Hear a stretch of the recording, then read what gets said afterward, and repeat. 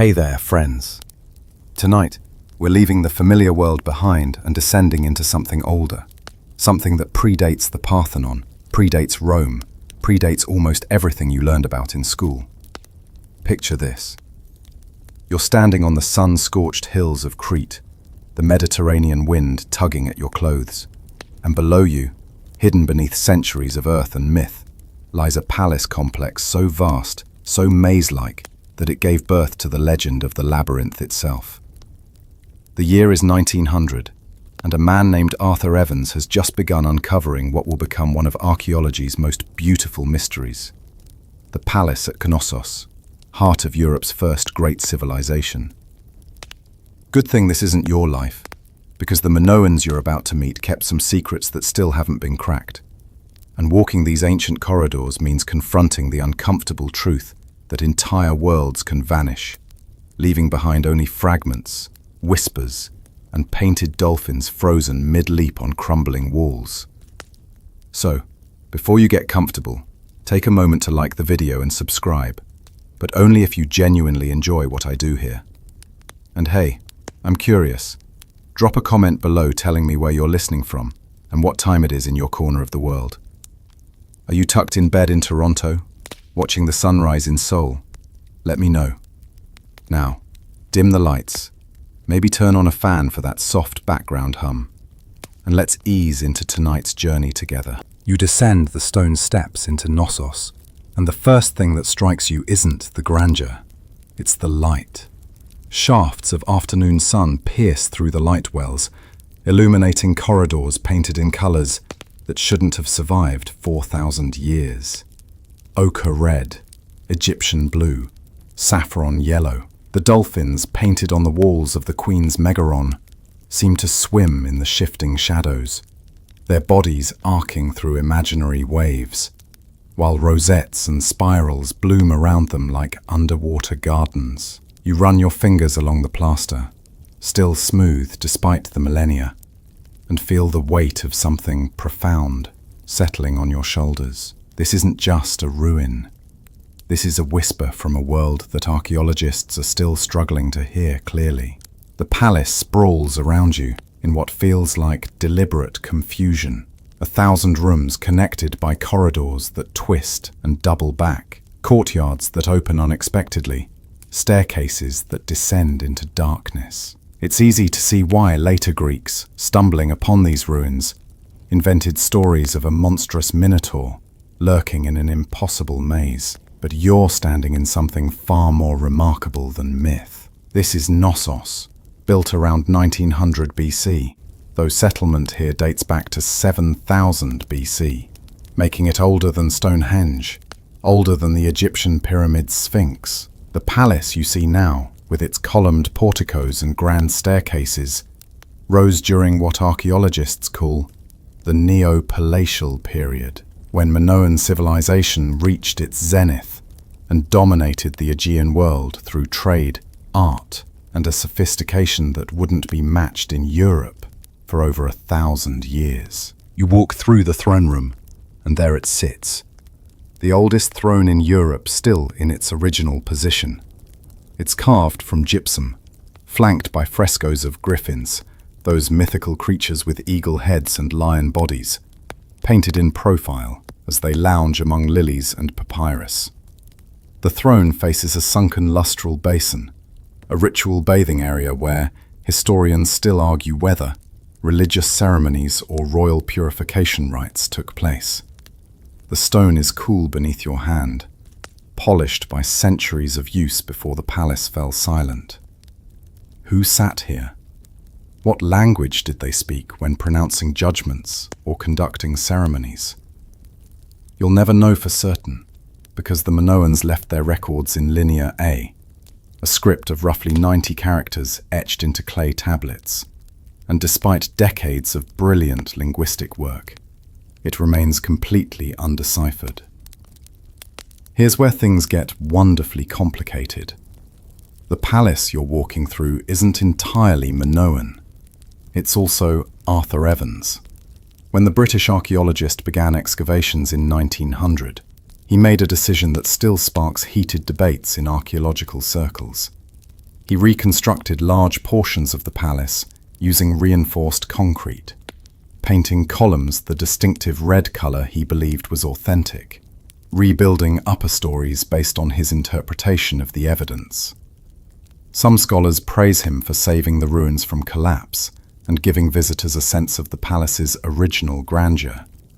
Others argue, quite loudly at conferences, I'm told, that he essentially built his own Edwardian vision of Minoan architecture, potentially obscuring the truth beneath layers of early 20th century concrete. The irony is delicious. We're trying to understand a mysterious civilization through reconstructions that might themselves be partly fiction. But step away from the controversy and focus on what's undeniably real. The palace's water management system is frankly showing off. 3 separate systems worked in concert. One brought fresh water from springs 10 kilometers away through terracotta aqueducts. Another handled runoff drainage, and a third, this is the flex, managed wastewater with toilets that flushed. In 1900 BC, the Minoans engineered terracotta pipes that narrowed at joints to increase water pressure, preventing sediment buildup. They built settling tanks and filtration systems. They understood hydraulic principles that wouldn't be rediscovered in Europe until the Renaissance.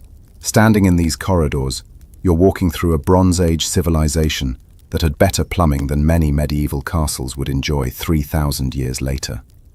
The storerooms tell a different story, one of wealth almost incomprehensible by Bronze Age standards.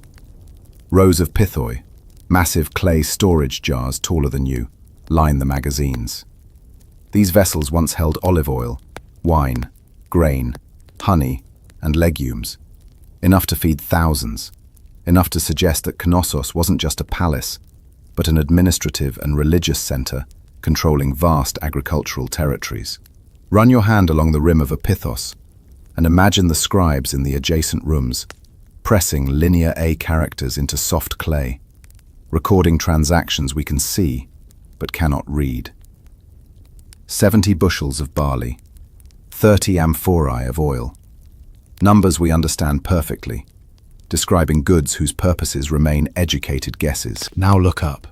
The upper stories, or what Evans believed were upper stories, feature those distinctive downward tapering columns painted Pompeian red, made from cypress wood, though these are concrete reproductions. The columns are an architectural quirk. They're wider at the top than the bottom, the inverse of Greek columns. Were they functional, allowing for some structural flexibility in an earthquake-prone region? Were they aesthetic, creating a sense of the palace pressing down into the earth? Historians still argue whether this was practical engineering or sacred symbolism. Another reminder that Minoan architecture doesn't always play by rules we recognize. The frescoes are where the Minoans truly speak, even without words. In the corridor of the procession, fragmentary figures carry vessels and offerings, moving in eternal ceremony towards some lost purpose. In the reconstructed rooms above, the famous bull-leaping fresco arrests you mid-step. A massive bull charges forward, muscles rippling beneath its painted hide, while 3 figures, skin painted in different colors suggesting both genders participated, perform the seemingly impossible. One grabs the bull's horns, another vaults over its back in a perfect arc, a third lands behind. Called taurokathapsia by modern scholars, this ritual has spawned countless theories. Was it religious ceremony, athletic competition, coming-of-age ritual, or performative prayer? The images don't explain, and linear A tablets offer no commentary, leaving us to wonder at the courage or madness required to face a charging bull, armed only with youth and faith. Here's a delightful detail that often gets overlooked. The Minoans apparently loved their administrative records, but were charmingly inconsistent about where they kept them. Tablets have been found scattered throughout the palace, in storage areas, in rooms that might have been workshops, even in what appear to be residential quarters. It's as if the bureaucracy was so integrated into daily life that scribes just worked wherever was convenient, documenting everything from inventory to possible religious dedications. The tablets themselves are small, fitting in your palm, inscribed with a stylus while the clay was still wet, then likely baked hard only accidentally when the palace burned. They survived because of catastrophe, a recurring theme in Minoan history. You pause in a light well, one of those ingenious architectural features that brought sunshine and air into the palace's interior. Above you, the sky is that perfect Aegean blue, and for a moment, standing in this shaft of light with ancient walls pressing close, you feel the peculiar vertigo of time collapsing. The palace was already ancient when it burned around 1350 BC. It was rebuilt and destroyed multiple times, each iteration rising from the ashes of the last, each cycle adding layers of history that archaeologists are still carefully peeling apart.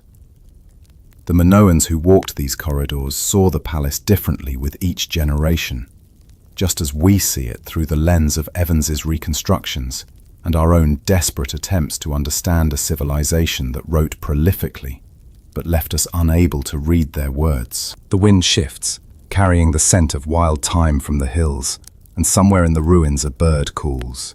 You're standing in the nerve center of Europe's first great civilization, a culture that traded with Egypt and the Levant, that created art of stunning sophistication, that built palaces without fortification walls, suggesting either remarkable peace or remarkable confidence.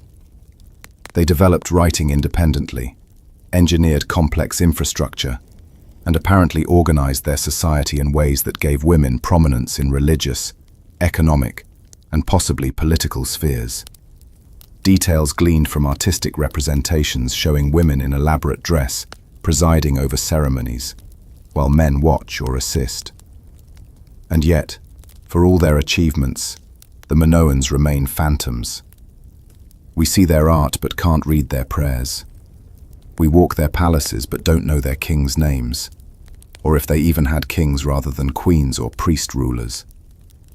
We admire their sophistication, while acknowledging that Arthur Evans's concrete reconstructions might be leading us astray, teaching us more about Edwardian assumptions than Bronze Age reality. The labyrinth isn't just architectural, it's epistemological, a maze of partial knowledge and tantalizing gaps where certainty refuses to form. As the afternoon sun begins its descent toward the sea, painting the palace walls in deeper shades of amber, you understand something fundamental about archaeology and history. The Minoans aren't truly lost. They're speaking constantly through every fragment, every fresco, every undeciphered tablet. We're the ones who struggle to hear, straining to catch whispers across 4 millennia, rebuilding their world one careful hypothesis at a time, knowing that tomorrow's discovery might overturn today's certainties. In this palace of whispers, where dolphins swim through painted seas and griffins guard an empty throne, Europe's first great civilization waits patiently for us to finally understand the secrets they recorded so carefully, in a script that still, stubbornly, refuses to speak. And so, as the last light fades from the columns of Knossos, and the cicadas begin their evening song in the olive groves beyond, we leave the palace to its silence. The dolphins continue their eternal swim through plaster seas, the throne sits empty in its chamber, and the clay tablets keep their secrets close, as they have for millennia. You've walked in the footsteps of Europe's first sophisticated culture tonight, touched walls that knew hands from the age of bronze, stood in rooms where rituals were performed in languages we cannot speak. The Minoans built something remarkable, not just palaces, but a civilization of such refinement that even in fragments, even through the distorting lens of later reconstructions and undeciphered scripts, their brilliance shines through. They remind us that greatness doesn't require us to understand every detail, that some mysteries enrich rather than diminish, and that the past speaks most powerfully when it asks us to listen more carefully. Let their story settle gently into your thoughts as sleep approaches. These ancient Cretans, who danced with bulls, engineered water systems of startling sophistication, and left behind a labyrinth of wonder that we're still, after all these years, only beginning to navigate.